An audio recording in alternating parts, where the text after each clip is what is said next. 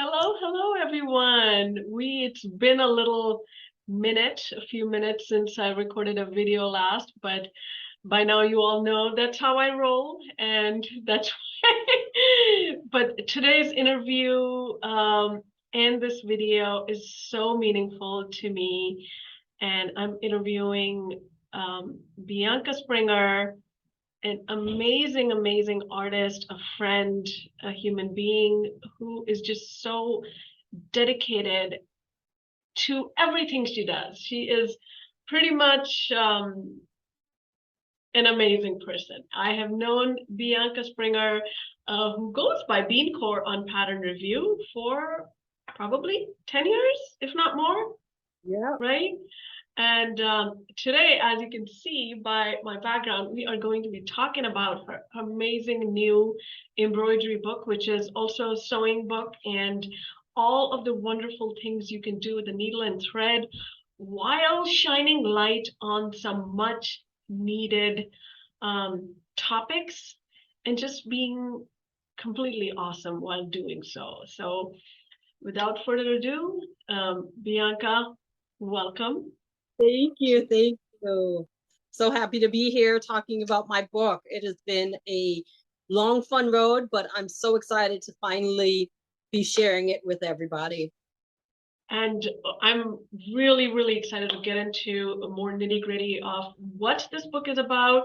I decided I was wearing something else, but I decided to go home and change into, this is the PatternReview Lillian dress, which I used as my first ever reverse applique project. I like to take baby steps, and years ago, I have been inspired by Bianca's work on PatternReview from the day you started, Bianca. You have participated in contests, and your reverse applique is the technique which kind of gave me a purpose towards my sewing.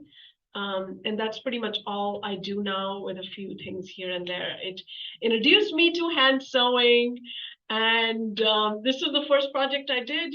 Bianca actually encouraged me to just go for it. I didn't have a airbrush, and so yeah, I thought this was fitting that I wore my first project because you were the inspiration behind it. So thank you for that. You're welcome. It's awesome. Let's talk about your book. I have a few questions written down because, as you know, I tend to blab a lot, so I need to focus. And so if you see me looking down, that's the reason. Represent is a book for everybody. For somebody who looks like you, looks like me, does not look like any of us. They are new to embroidery, they are new to art.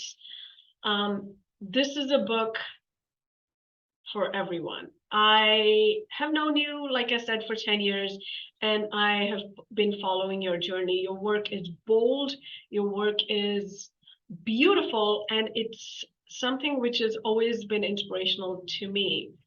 So when you published this book, when you talked to me about it, I already knew that this is something I want to promote on PatternReview for various reasons, which we will get into later. So I'm inspired by this book. It's about embroidery techniques, and it's about really fun, quick, cool projects. It's about shining light. And so I already know this, but I'd love to hear you tell everyone who's watching, listening, reading, a little bit about why you decided to publish this book. Okay. About 4 years ago, I had a sudden knee injury, and I needed to have surgery that required 8 weeks of immobilization. And it was out of the blue, and I was laying in bed, immobile, but wanting to do something. And because it was a sudden injury, I hadn't had time to prepare anything to work on while I recuperated. So I just went online and started ordering embroidery books that were popular and bestsellers. And I ordered them based on 5-star reviews, and I got them. And without thinking about it, I looked at these designs that did not look like me, did not represent my experience. And my plan was to modify them. It was a foregone conclusion that I was not considered as a target audience for the books. But because I had a few skills and knew what I wanted my finished product to look like, I used their designs. And in the moment, I didn't think too much about the fact that the author was not considering me. That's just the way it is being a minority in America. You are not the first pick. And so changing those designs just made sense in that moment. Fast forward a couple more years, I have another knee injury. Oh gosh. Yes, I am 4 surgeries in. Oh my but goodness. At this point, I was incapacitated again. And same thing, sudden injury, sudden recuperation. And I ordered some more books, similar authors, some new authors, ordered some more books, and they came in. And this time, looking at the designs, I did not see any growth from the previous authors. The designs were the same. And I didn't see any increased representation.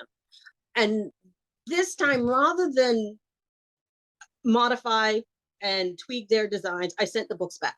I'm like, forget it. I cannot continue to pay you to disrespect me. So give me my money back.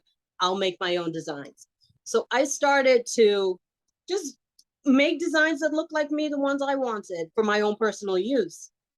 And so I did that while I was recuperating. I was experimenting with techniques and fibers and just on my own and showing my kids, and and they're like, oh, this is fun. And so I did that for myself. And later that year, I was at market. I was helping my friend Latifa Safir with her booth. And then we were going to get ready for a quilt festival. And the quilt market is an industry event where distributors, publishers, fabric producers come to sell their products to go to the quilt stores and everywhere. And so I was wearing something really funky. I think it was my yo-yo duster. I love that. The one you had crocheted, right? No, it's the mini fabric yo-yos that are all stitched Oh, so it's together. not crocheted. So you made, because I know that you pieced that. And if this were a fancy interview, I would flash it right there. But I wanted to just tell you, I'm going to include links for everything we talk about in the more show description. So please click through. And I love that duster. I love all of the colors. I love the texture. So you were wearing that. So I was wearing it, and I had done some work with CNC Publishing with their product Craft Text, that leather-like fabric material. But I hadn't met anyone in person. And so I'm wearing my yo-yo duster, and I'm going over to the booth to introduce myself and meet my contact. And someone who, I think an author, I don't remember who, but someone at that booth stopped me and said, oh my goodness, I love your look. I love everything that's happening here. I think you have a book in you. And I'm like, I love it. About? And she was like, she just kept talking, just telling me, who are you? And she looked at my Instagram and she was like, yeah, you need to meet with our acquisitions editor and talk to her about a book. And I'm like, I have no book ideas, but I also had nothing to lose. So of course, yeah. You will see an opportunity, you got to take it. Yeah. And so the next day I had the meeting with the acquisitions editor, and their display, they had all their current books, they had their upcoming books. And because I had nothing to lose, I was very frank, and I pulled all the embroidery books and I showed her, telling me I should be stitching. And I said, you see this little girl? This girl does not look like my daughter. I would have to change her nose. I'd have to change her hair. I'd have to factor in her skin. I would not buy this book.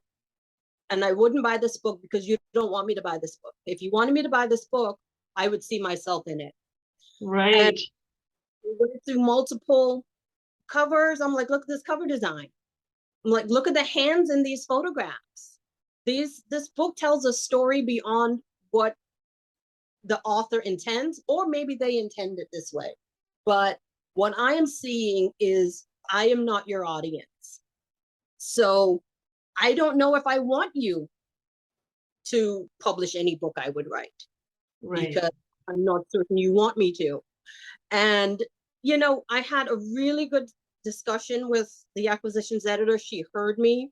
She was, you know, you saw like glass shattering and, you know, the veil, because at this point she had another perspective.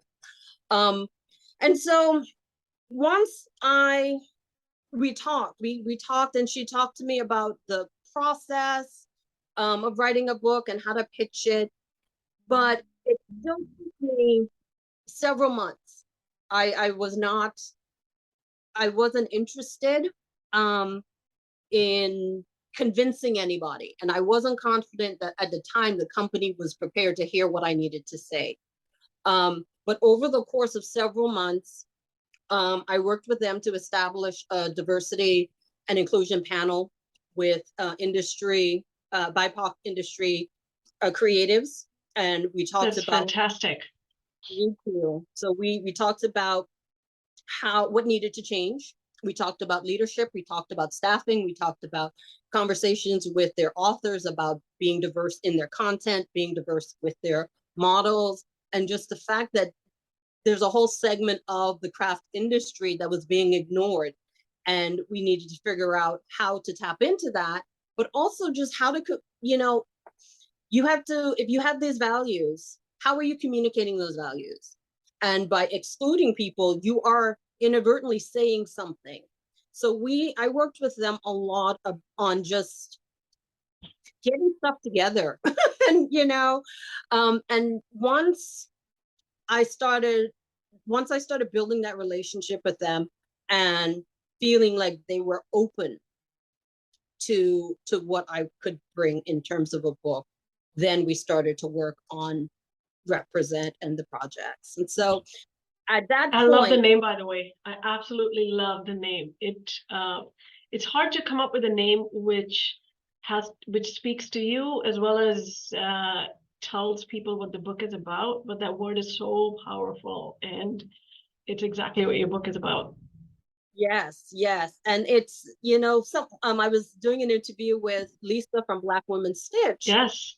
And I love Lisa's work. She's amazing. I love her. Yeah, she really is. But what is so funny to me is that things that I thought were just natural and made sense have an impact on others. She sees the title Represent and she honed in on the fact that there's an exclamation point. And she was like, what is that exclamation point about? She's like, you could have just called it Represent with no punctuation. Yeah. And I'm like, no, but I want it to be a yell.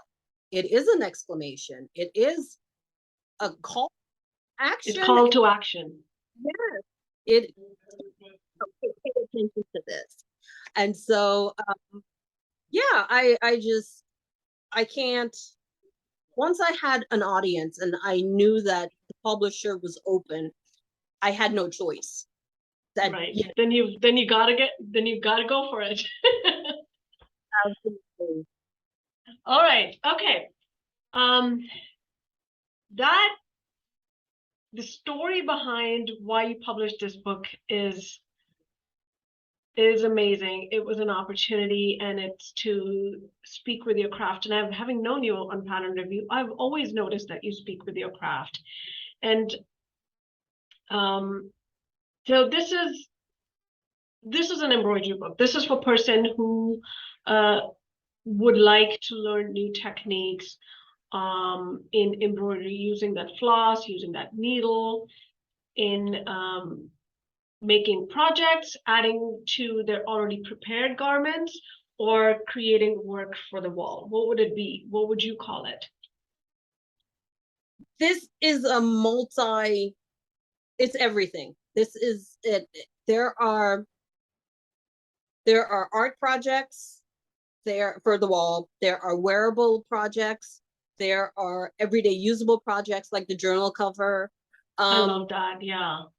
Thank you. So there are 10 projects in the book, and we were very deliberate about making sure there was a full range of projects at different levels. So anyone can pick up a needle and stitch the nude is not a color hoop. That requires one stitch. Exactly. That's just like the running stitch, right? No, the satin stitch.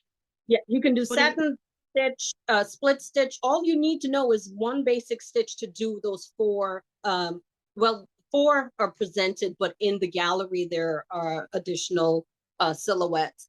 But so something like that just requires knowledge of one stitch. That's very basic.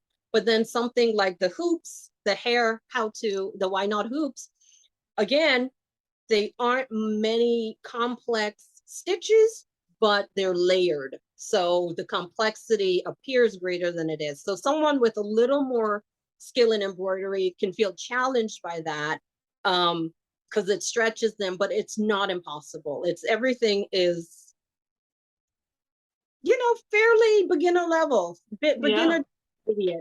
I love that. I love that. I think it's and I think it'll also speak to the younger audience as well, because the projects are so fun and completely doable, like you said. So I think if you are somebody who loves arts, who loves to look fiber arts especially, you are going to love this book, which Bianca just told me is already up for pre-order. So you can click a link and pre-order your copy, which I know I will be right after this interview. And it is out on September 25th, which is in 3 weeks, 2 weeks, 2 weeks from now. Yeah. So yay! Yay. All right, so you already touched upon one of my favorite chapters, but let me ask you this. I had no idea. For me, embroidery, I'm a big texture person, which is why I was drawn to the reverse applique work and cut work, but I was never a person who enjoyed embroidery growing up. I stayed away from it. It seemed very precise, or the fact that I won't be able to make precise stitches. But there was this huge aspect of embroidery I was missing, which is texture. So I love that you have this chapter on hair how-tos, which introduced me to a lot of textures you can create with the embroidery floss. And it taught me a lot about different hair types, hairstyles, and things which you can create with just a needle and thread. How fun is that? It's education, it's craft, and it's learning new sewing and embroidery techniques. So kudos to you for that. I'm actually going to share my screen and show a little, here we go. So this is the hairstyle how-tos, and in just one hoop, and on this particular page, you explained so well using a single strand of embroidery floss for realistic appearance. And then we get to braid the hair, we get to make ponytails and add little cotton ball. Oh, I just loved it. Absolutely loved it. But my question to you is this, and you probably get this a lot. If a person who's reading this book and wants to try these techniques and their hair does not match the hair which is in the book, or my hair does not look like yours, and is this still appropriate for me to use some of these designs and add them and put them on my clothes, which I wear not just as art, but wearable art?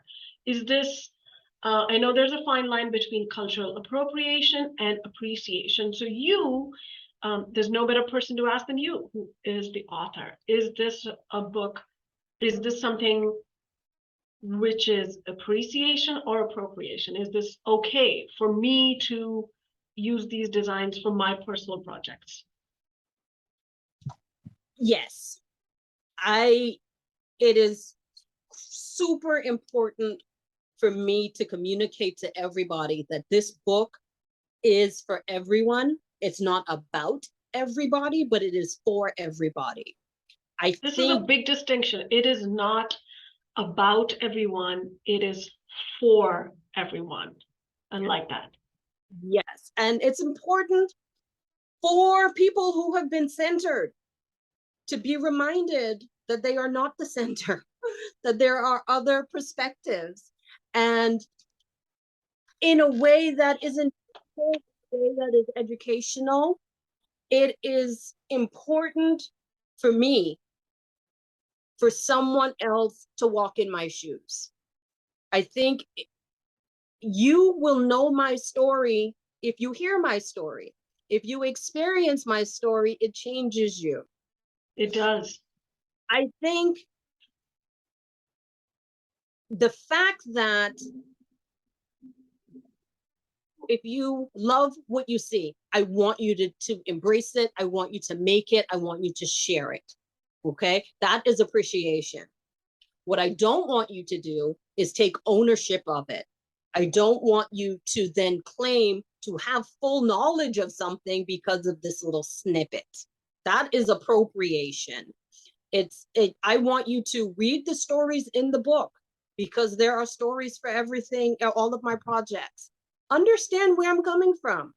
Understand why it's important for me to change what was already out there.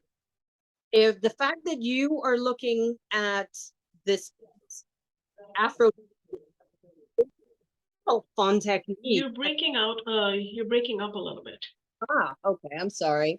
Okay, just a few words. Okay, is that any better? Yeah, it's better. Okay.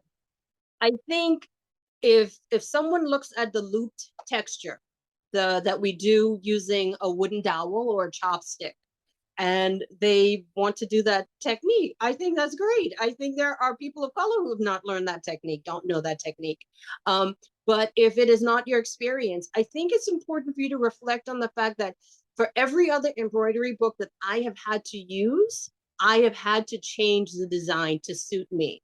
And if you are having to do that on one occasion, that's a perspective you may not have had before. But Bingo. I've had that for 500 books, 1,000 books, every other book before. I've had to step into your perspective. I'm asking you to do that in just one book. So I want you to do it. I want you to feel that experience. Embroidery is not fast. It is not something you cannot whip this up. I can sew an A-line skirt in an hour and a half. I cannot stitch a design in that time. And it's a meditative process. So I think there's value in doing the handwork, but also doing the brain work, thinking about what you're doing, thinking about why it's important to celebrate natural hair, to think about the fact that Black women every day fear repercussions in their jobs because of the way they wear their hair. My son today, his hair is super long, and he wore it loose today. I had anxiety whether or not he'll be sent home or if it'll create a problem because his hair looks different today.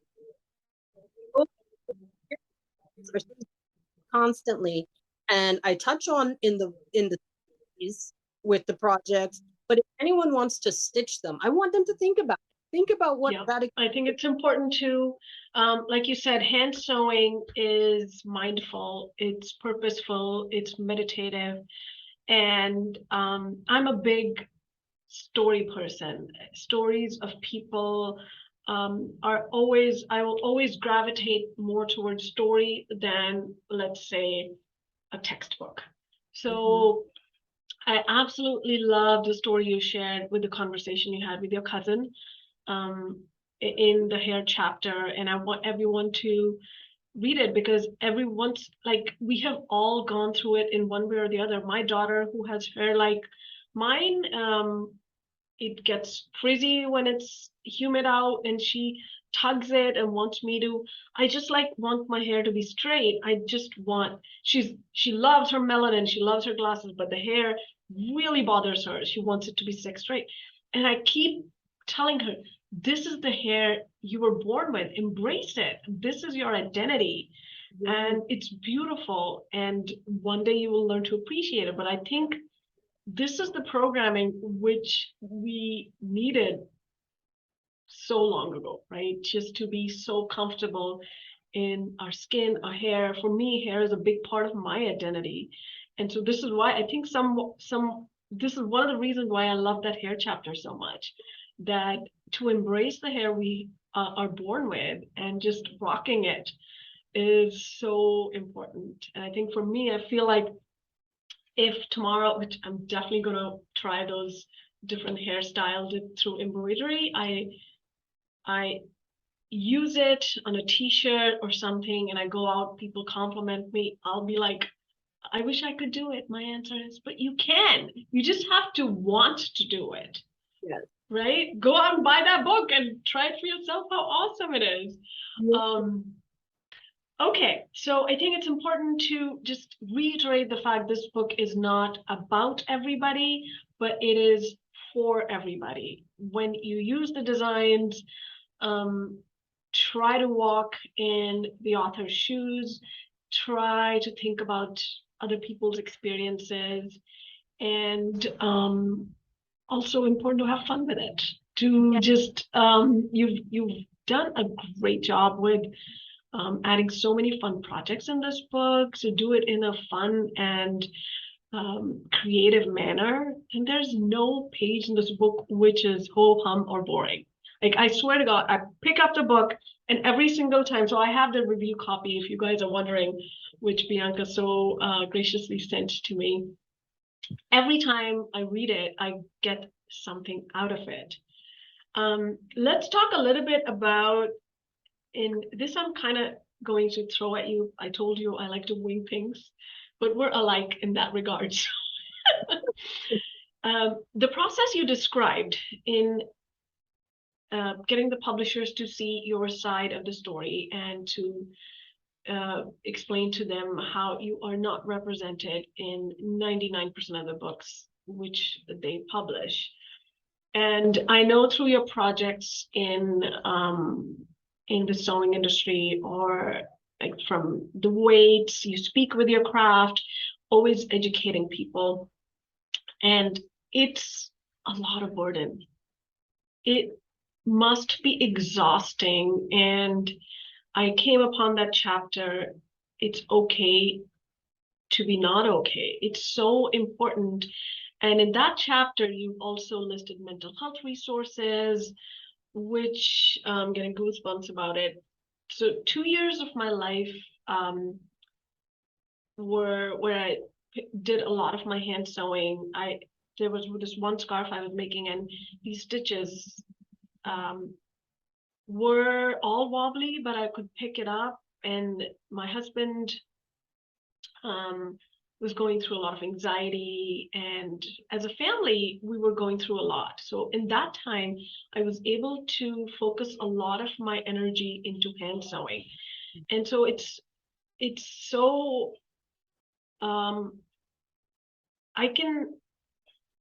it's hard to talk about it, but being vulnerable and means you're putting yourself out there.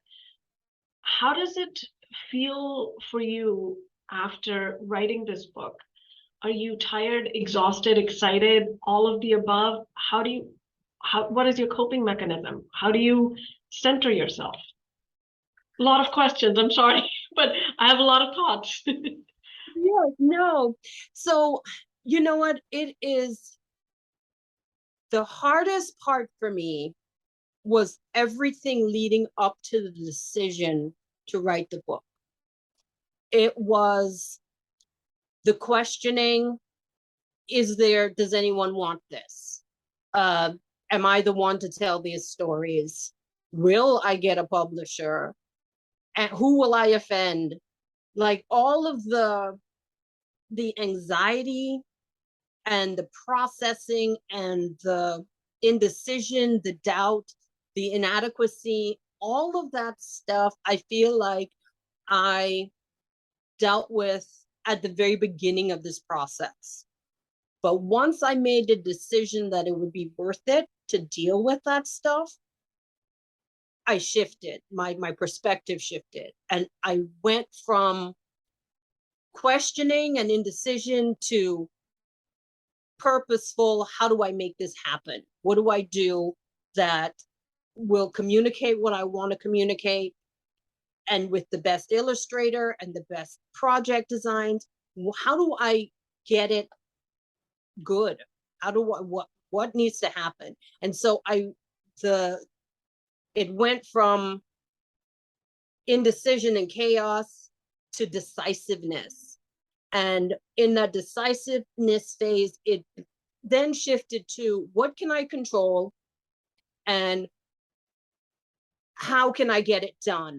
And once I realized that the projects were laid out, they were stitched, and if I had issues with the photography, if I had issues with the instruction, there were points where I could not, there was nothing else to be done. I could not change it.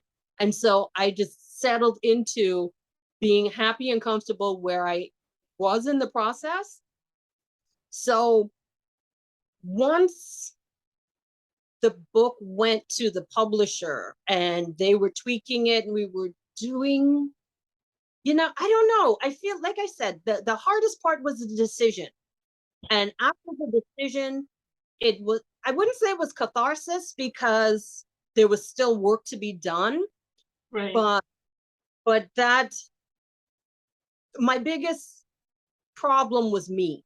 And once I overcame me, every other impediment along the way was something I could face, was something I could either accept or change. And right now, so Rashida Coleman Hale once said of her fabric collections, I love them when I design them. In the middle, I fall out of love with them. And then when it is produced and in the hands of the consumer, I fall in love with it again. Oh, wow. That's great. Yeah, I am in that at the tail end of the not loving it phase. The production of this book is not my favorite part. Everything, once I submitted the book, all of the industry stuff that's happening behind the scenes drives me mad. And so I am at the tail end, thankfully, of that, the frustrating part of this process. And I'm starting to get into the falling in love part of it again. So as I send review copies out and people are telling me what they think, when I show an image to someone and they say, oh, that looks like me. Oh, that looks like my cousin. I love that story. That resonates with me. I'm falling in love with it again. I love to hear that. I think that's the point. I know that this is an important project for you, but at the end of the day, you should also be the one having fun with it, right? And so I'm happy to hear that you're in that stage, the falling in love. And I bet you once the book is released and once people started making the projects, for year after year, you're gonna fall in love with this project and it'll become I hope it's a rewarding process for you for a long time, and which is why I am going to encourage everyone to buy this book, even if you make one or two projects, or just buy it for the stories, just buy it for, even if you're not a crafter, even if you've not picked a needle or a thread, buy it to read the stories, buy it to read and about what is it to walk in someone else's shoes, and like, if anything else, buy for the pictures and the projects. It's so fun. I'm seeing all this background. Would you like to show us something? Oh, okay. So this is, this book has over 100 designs. Yes. Okay. And there are so many projects that I wanted, but obviously I was limited. So what I've been doing is taking some of the designs and just throwing them on other things. I love wearable art. So I have been inspired by wearable art by you. I have to tell you, I was not a wearable art person, but I absolutely love it now, because that way I can sew and I can customize my sewn pieces, which means things which I'm already bored with, I can give them new life. And it goes to my sustainability mindset as well. Yeah, it's great. All right, show us the sweatshirt. So this is just a purchased hoodie. oh my goodness, if you have a teenager, they are living in hoodies. It's Oh gosh, not just hoodies, oversized hoodies. hot. What is So up with that? there's some psychology about it being like a wearable blanket and Yes. blanket and comforting. So my teenager and my 10-year-old are just hoodie people. So I'm like, okay, we've got these hoodies. This is an Afro pick. It's one of the designs in the gallery, and I just repeated it 4 times in colors and then accented it with some beginner stitches. And this actually just requires 3 stitches. This is a back stitch. We've got a cross stitch on the top and a chain stitch. And It's beautiful. Thank you. Just really fun way to add some pop, but also, the Afro pick was a fun 70s resistance icon. And I think it's fun to just throw it on some clothes.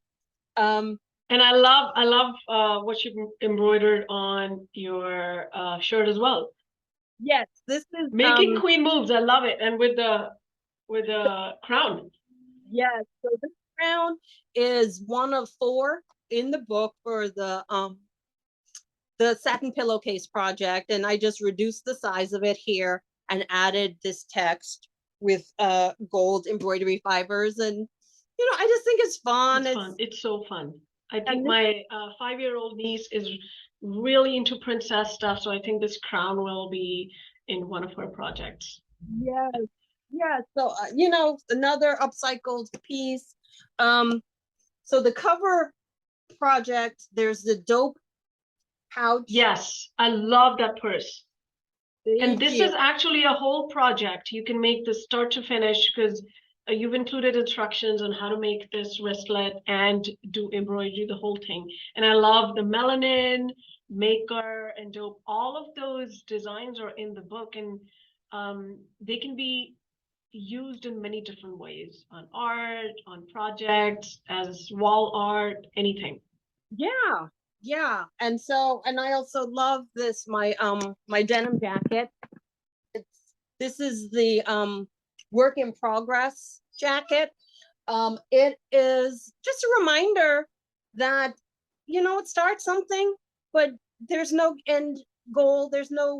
You don't need to complete everything. So I've got I will add to this over time. It's far from complete, but it's fun. It's a denim jacket. It has all these little retro It's colors. classic. It never goes out of style. I love it.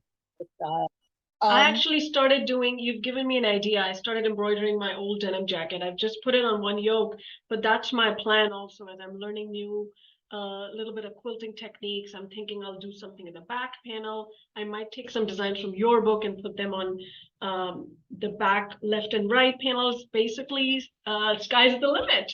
Yeah. You've just given me another idea. I love it. So I think you've touched upon this a little bit earlier, but if somebody has never done hand embroidery before, can they still make the projects in this book? I think so. There are several, like the dope and the maker. If you wanted to do this in a hoop only without doing the wristlet portion, it is just 2 stitches. This is a satin stitch. Right. And it looks way complicated than that. And that's the beauty. Yeah. I think some of the projects in this book look more difficult than they are. And I love that deception. I love that. It looks complicated, but it's fairly simple. Once you understand the basics, and I think there may be 6 beginner stitches. They are not complicated. The fibers I use give a lot of density and texture, and that I think implies a lot more work than it really requires. So right, because I saw a chapter, I think it was the hair chapter, in which you have used some yarn as well, right? Yeah. So I think it's such a fun book, because I feel like people who buy this book and embrace the projects in it will be having fun with it for years to come. I think so. I also really liked the connect over cup chapter, and I'll tell you why it spoke to me. So for me, the value of female friendship is just so important. I think I've been fortunate enough to surround myself with people who are like-minded, and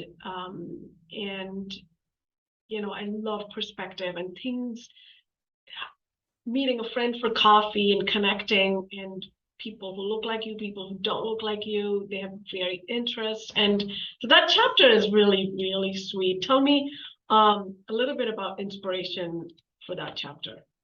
So as I was writing that chapter, we were action drama. We were in the midst of the pandemic. We were, you know, there were anti-vaxxers and vaxxers with COVID. We were dealing with people being vocal about their pronouns. We were seeing people talk on different sides of the Black Lives Matter movement. So there was a lot of areas for potential dissension and disagreement uh, at every turn. And, you know, I would see people, you know, cancel culture is, Yes. you know, is big, and people would write others off for, you know, for a disagreement, for a differing opinion. And I thought, you know what, we need to get back to basics. And the basics are one-on-one conversation, um, having a honest discussion about what is at the heart of an issue, as opposed to just screaming someone's talking point from late night TV. And Yeah, it's almost as if we forgot to agree to disagree, you know? yes, yes. And, you know, a cup of coffee takes time to drink. You know, you have to sip it, you have to wait, you have to pause. And I think just the idea of inviting someone to engage with you over a conversation in a relaxed setting um opens sets a framework for you to be open to someone else's opinion. It is not a 4-course meal, so the Yes. commitment different, but Right. it's a key point. And the images in that collection, there are 6 pairs of hands in different Skin uh tones. yes, different skin tones, but also different genders, different ages. And so it signals, hey, we have to bridge the gap in various ways. And I thought a coaster was a um fun way to do that. Project. Yeah, I think it's fantastic. And that is also satin stitch, right? Most of it is Yeah, satin stitch and back stitch, is it? Or a lot of yeah, them are so it's and backstitch. Yeah, so very, you know, simple. This is just backstitch and satin stitch on the fingernail. Um, so satin. So yeah, yeah. they're not overly complicated stitches. And it's a very good beginner sewing, machine sewing project too, because it's just, you know, right. Oh, right. Yeah. So since you touched upon that, I was going to ask you, a lot of your projects from the beginning, I've noticed, involve a lot of hand sewing. Do you have a preference of one over the other, or do you like it all, machine versus hand sewing? I like them both. I think for me, there are times where I need to make something quick just to cleanse my palate. And so machine sewing is does that for me. I can just whip something up fairly quickly if I want a result. But then there's other times where it's important for me to put that work in. And I appreciate the fact that something will take me 2 weeks to stitch. And I enjoy that. I enjoy setting time aside to sit down and relax and do that. Um, I have a lot of fabric and a lot of patterns, and I have time to to whip something up. I could make a dress today if I wanted to, but what's the point of that if there's not Right. if it's meaningful? And so I think slow projects help me prioritize, but also put things into perspective. Um, I think it's important, you know, from a sustainability perspective. I could make whatever I want today, but will I wear it? How, you know, I just have to be mindful. And so by adding hand sewing into my, you know, my repertoire of skills, it forces me to slow down. It forces me to think about what I'm making. It forces me to be intentional. Um, but there are times machine sewing is absolutely crucial. Um, but I love them both, and I think there's a place for both. I like that too. So because this is primarily a sewing and creative audience who's going to be listening to this interview. So let's get into a little nitty-gritty of it.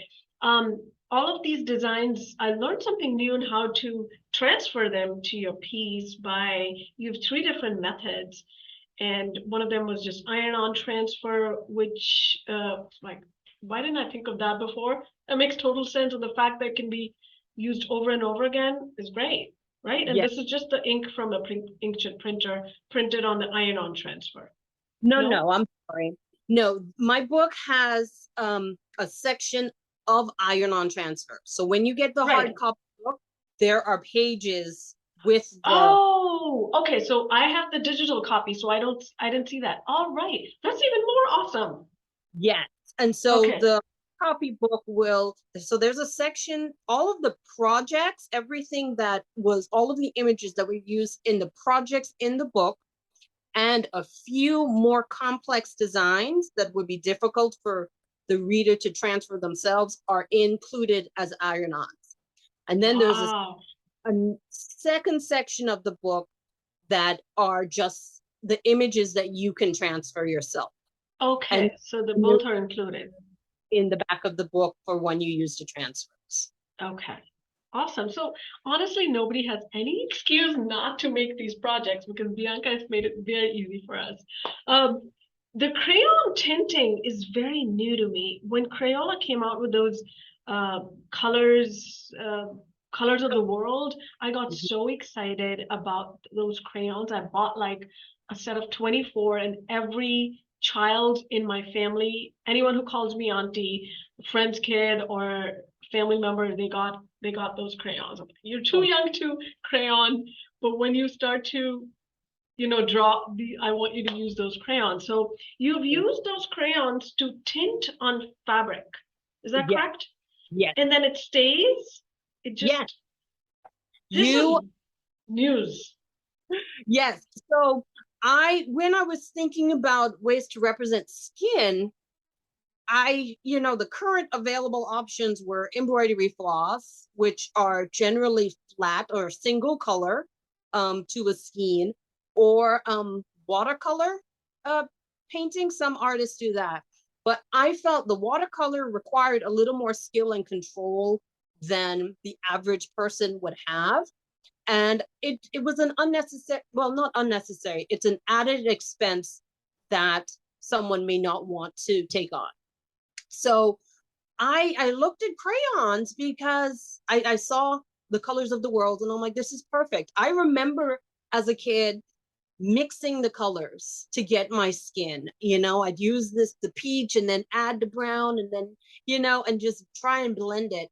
And so I experimented, and I loved that I could add the color and dimension. You can use multiple layers of color along the lines of the drawing to get different shading and different texture.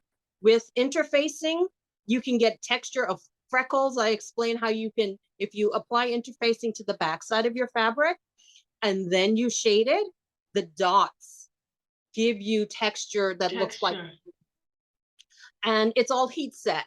So after you've shaded, you use a press cloth and then you iron it, and it melts the wax into the fabric. And I'm able to get different levels of skin color with the shading. Because some of the hair, the why not hair in particular, because it feels intimidating because you're working with these fibers and it's a new skill. I thought by adding the crayon shading, it's less stitching involved, but it still gives you that dimension.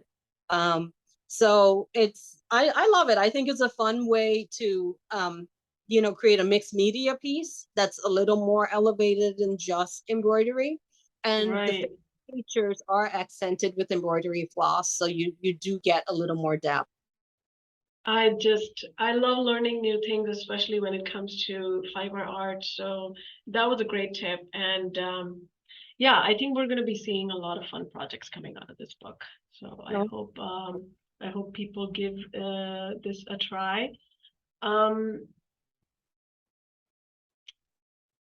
do you, well, I think you kind of touched upon that. I wanted to ask you that this was a 4 year in making, or how many years, like what was the start to finish once you decided that you wanted to write this book? Okay. How to book is even more work than writing a textbook, or because there are all these projects, you have to think of these projects, um, then actually make the projects, photograph them, explain how they're done. What were some of the challenges while you were, uh, you know, making this book, So the producing this book? Yeah. year and a half. A year and a So half, yeah. yeah. And a lot of it is time. And so last June is when I had to submit my first chapter. And Wow. Last yeah, June, not this year of 2021. 2021. Yeah, wow. Yeah. And so I submitted the sample chapter and spoke with my editor, and we laid out all of the projects. And then they gave me, oh goodness, I want to say 3 months to write the projects and get them All of the all. projects? Oh Yeah. my goodness. So several months where I am supposed to be working on creating the projects. And I did my how-to photography, my in-process photography. So one of the challenges is making sure the background's right. Like there was a lot of parameters. There are a lot of parameters for photography and layout and background that I had to factor in as I'm designing the project. So when I'm not an artist, I am well, I guess I am, but I don't draw. I am not I am awful at drawing. And so I had to find an illustrator. Um, Right. and I spoke with C&T, and they have illustrators on staff, but it was really important for me when I said to my illustrator, I'd like a lady with Bantu knots. I'd like a man with dreadlocks. I'd like a family, father son playing one-on-one basketball. I don't want to have to explain what that. Right. You didn't want to spend all of that extra energy in explaining why or how. You just wanted somebody for once to just get it. Who got it? Yes. Yeah. And it was Lauren Ashley Barnes of Pineapple Studios, is someone I found through the Black Makers Matter website. And we chatted, and pretty quickly I knew she is who I wanted. And so I had to work with her. I told her exactly what I wanted. And what I loved is I would say, I'd like XYZ very clearly, and she would give me exactly what I wanted without qualification. I did not have to explain to her what a Bantu knot was. I didn't have to show her an example and say, I need the nose to be a black nose. And she knew what that meant. Yes. And so working with the illustrator was a beautiful process. There's a design with the woman with the curvy hips. I saw that. Yeah. Yeah, The back of it, right? The back of her. Yes. yes, I jumped to put these jeans on. Yes, And I love it. and I love that I could just say that to her, and she knew She just exactly got it. what I wanted. And that's because I'm a Black artist working with a Black illustrator. And so having her as a resource, and now connecting her with C&T was really important in this process. That was, they suggested other illustrators that they had relationships with, but that confidence that they would do exactly what I needed them to do without multiple revisions wasn't there. And so that was one hurdle. But once I identified her as my lead illustrator, that was easy. I also used the work of Kieran Hibbert.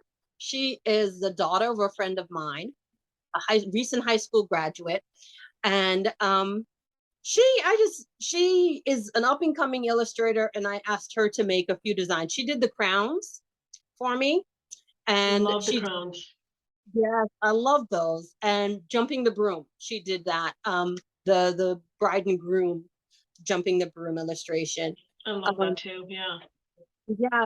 So, other dealt more with the photography and understanding what book photography needed to be for the projects. So the cover of the book, as you see, is actually my. Let's bring that up, actually.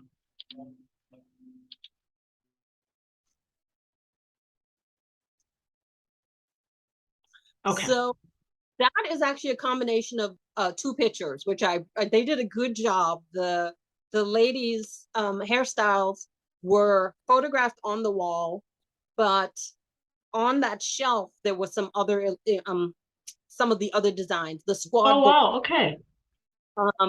But for look, they removed the elements off the shelf for those women to get us that cover design.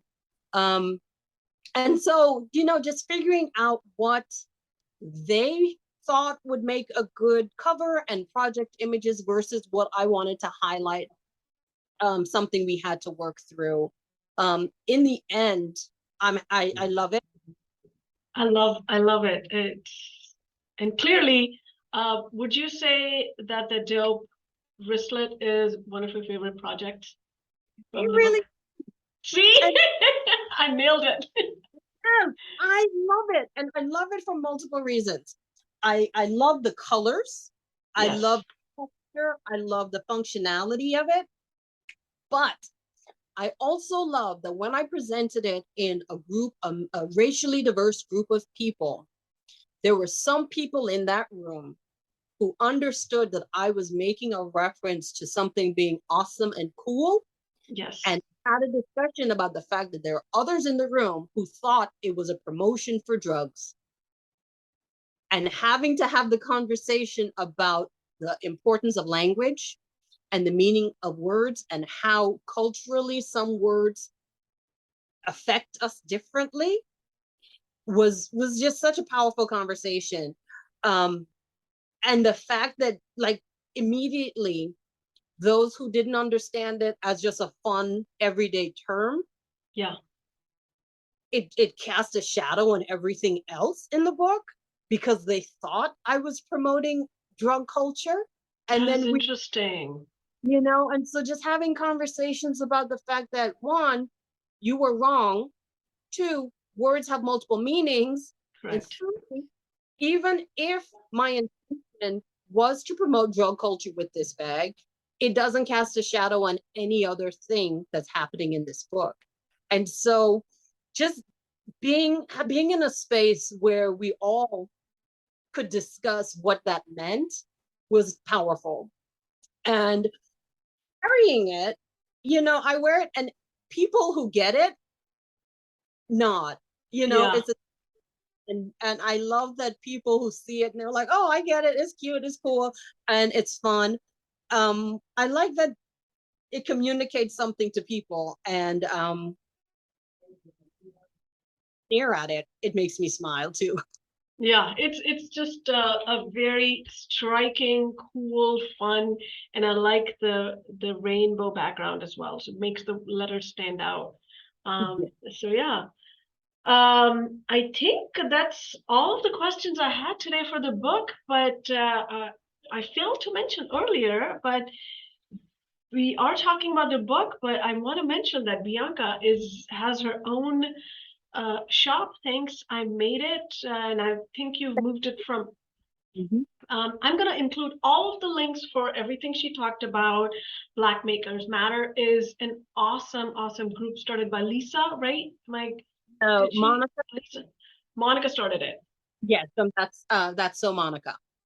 So Monica started it, and it started off as an Instagram group for Black creatives, giving them the space, but it's like grown to so much more. And please check it out and find all of the amazing creatives on there.